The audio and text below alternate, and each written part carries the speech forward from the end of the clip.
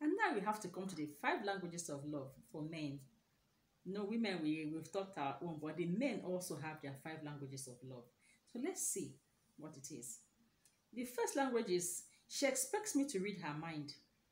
So your wife comes back and she's all moody and she sits down, looks away. And then you know, men usually get pissed. Who was this? Please, I'm just coming for work. I don't have time for this. And they ignore you. The man doesn't want to ignore you. He just doesn't like these mood swings that women have. So what you're supposed to do as a wife is, honey, this thing is bothering me. I need us to address it. Okay? Then the man sits down because he's solution oriented. No, what's the solution? We solve that problem. But when you keep quiet, you're moody, making all those communication signals that are not really communicating, certainly he won't be able to read your mind. Number two, the men say the late night arguments she calls discussion is getting out of hand. So most women think you wake up your husband in the middle of the night if you have an important thing to say. My God, no. You call late night arguments, you call it discussions. No. The men are saying if there's a problem, address it when I'm still sitting down and I'm awake. Most men don't like to be disturbed in the middle of the night because they have to sleep, they are work oriented, they need to wake up the next morning and be in top shape. When you disturb their sleep in the name of discussion, actually you need to find out the best time to talk to your husband, or yeah, you need to find the best time to talk to him. If he doesn't like night talk, leave him. Find the best time to talk to him. That's why you are married to him. Number three, she compares me with other men. She doesn't appreciate me. Yes, and Mr. John has just bought a car for his wife. You say you love me. Come on, car you can buy. Eh, see, we have to move from here. This, that. You keep complaining, you compare your husband. See, you bought me. I say, men, buy your wife gifts. And then your husband cannot afford a car. He buys you a shoe or he buys you one cheap handbag because he saw it and it was nice to him. Then you look at the handbag and say, is this what you bought? Mr. John just bought his wife a car and you're buying me a handbag. So anyway, thank you, drop it there. So men, they don't like to be compared with other men. Okay? Take your man as he is and accept him. Number four, she's not interested in sex.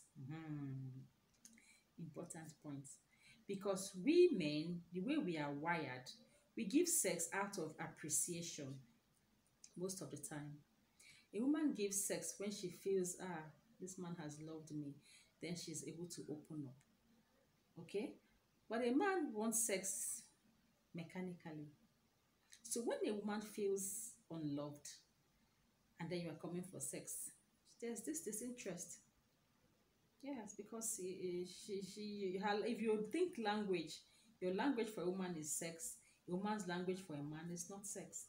Okay? So we need to be able to understand that it's not that she's not interested in sex, but how do we go about it?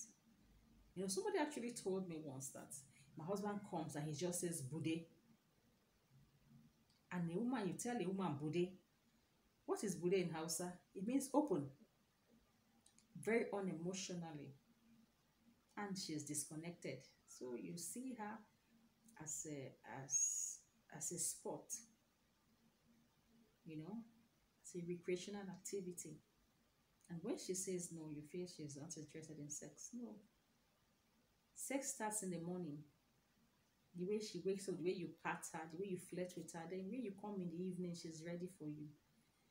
Okay, so she doesn't. The men feel she's not interested in sex. The fifth men's language is marriage is no longer a priority to her. Yeah, in the course of counseling, I actually met a woman who said, before I carried my marriage on my head, you know, I was working hard, but I realized my husband, it was not, my husband doesn't think, he doesn't do this. So I've now put my marriage on my shoulder. Because whenever he misbehaves, I just shrug my shoulders and the marriage is gone. You know, so they feel the woman is no longer interested in marriage. Yeah, that is the way the men perceive our reaction. So if a husband brings up his five languages of love and the wife brings hers and they communicate intimately, we'll solve these problems and we'll be intimate in our marriage. If you're a woman listening to me today, I suggest that for the next week, practice restrain from giving your husband any form of unsolicited advice. Because when we talk too much, we're not valued. Yeah, a lot of women have become advisors, even where they are not asked. Men hate unsolicited advice. Yes, if you must advise him, let him ask for it. And if he doesn't ask, at least for the next one, we keep quiet. If you see something going wrong, pray. Ask God to help him.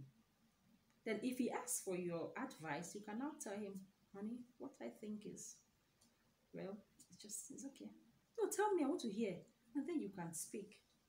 Then, if you are a man, I suggest that for the next 1 week, practice listening to your wife whenever she speaks with undivided attention. You can't be looking at your phone and your wife is talking to you. Okay, I can't. Okay, I've heard you. She feels you're not listening. So when she speaks, put your phone down. Yes, my wife, what is it? Okay, is that what you're talking about? Oh, no problem. We'll sort it out. Even if we didn't hear her, she feels that he gave me his attention, and that's what we want. A man feels better by solving problems, while the woman feels better by talking about problems. Okay, she's solving her problem by talking about it. You are solving problem by straight going for a solution. So when we realize this, we need to meet each other, at a certain point so that we'll be happy. Okay. Now, I just want to say that because we're talking about intimacy, I want to say that what I've noticed in most marriages is that the stronger a woman becomes, the more resistance men give. Yeah. If you are now becoming a tough woman, the men will just resist you. And what is resisting? The word resist means actively fighting against. So if you feel you are very strong and you want to take strong, you can do things, what a man can do, a woman can do better. The men will just start resisting you and you will have problems. You won't be able to achieve much because your husband is resisting you. So what do you become as a woman? Every man wants a soft and sweet woman. Our strength is in influence. We influence things not by war. Nicely, gently, we influence, we change things as women. Okay? Masculine women cause their men to dig their heels and fight for their position.